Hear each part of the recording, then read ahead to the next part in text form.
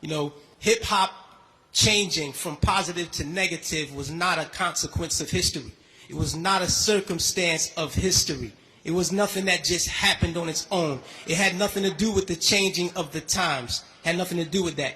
It had everything to do with the fact that there are people in this particular society who wants to see us exactly where we are. And we cannot let that point elude us. These are the facts. How do we know? 1967, Kerner Commission report on urban disorder. When black people said, yo, we're tired of this system. You know what I mean? This system is oppressing us. So we rebelled against the system. We burned things. We said, yo, we had enough. He did his little report on what caused these riots. He said, what caused these riots? He said it was young children who started these riots, and what was motivating them was a high self-esteem and an enhanced racial pride. He said the majority of the rioters were high school dropouts, but they had a higher political orientation than their peers who did not drop out. And they saw the system as their enemy, so they attacked it in the right circumstance. So, fast forward to 1992. Same thing. #1 record on the radio, we had Fight the Power. Fight the Power is on the radio. Rodney King gets beaten before the world. The black youth rebelled against the system. Again, they did it again. And why? What primed them? Positive hip-hop. Primed them. Fight the Power, X-Clan, Brand Nubian. You had these groups out here who were pushing, who were politically orienting black kids in the right direction, giving them the proper prompters that they needed so that they can respond properly to oppression. All right?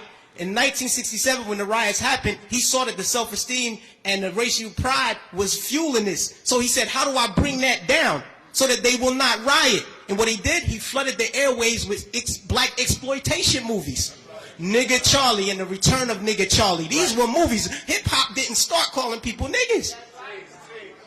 We had Shaft. We had Coffee.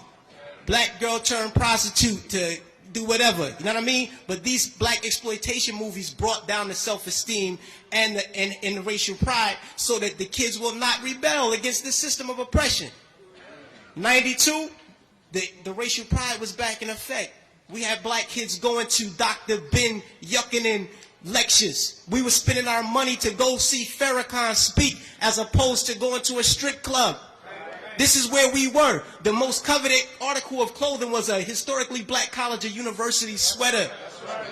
We were motivating children towards positive attitudes and lifestyles. And when Rodney King got the beating, heads responded properly. Fast forward to our day. Sean Bell is shot 50 times in the street in New York by police officers. #1 song on the radio, Like a Lollipop. Nobody do nothing. Nobody respond to nothing. Trust me. Trust me.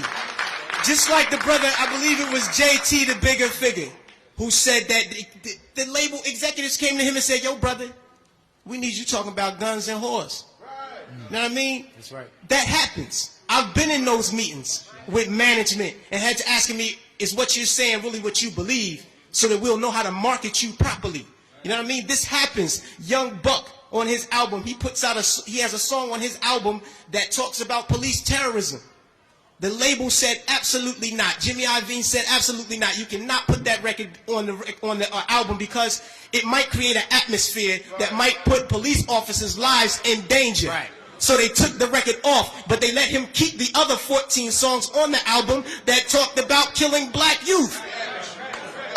So this is what we're dealing with. We're not dealing with a circumstance or consequence of history.